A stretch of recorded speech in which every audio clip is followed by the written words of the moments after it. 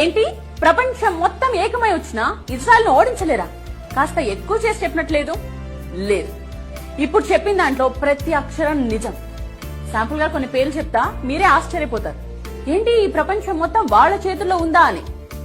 Jesus of Nazareth ఒక యూదుడు, Albert Einstein ఒక యూదుడు, కార్ల్ మార్క్స్ ఒక యూదుడు, వ్యాక్సిన్ సూదిని కనిపెట్టింది ఒక యూదుడు, పోలియో వ్యాక్సిన్ కనిపెట్టింది, లుకేమియాకు మందు తయారు చేసింది, హెపటైటిస్ బి మందు కనుగొన్నది, micro processing chip, nuclear chain reactor, traffic lights, optical fibre cable, stainless steel, sound movies, telephone microphone, video tape recorder, polo company, Levi's jeans, Starbucks, Google, Dell computers, Oracle, Baskins and Robbins, Dunkin Donuts, CNN, ABC, Washington post.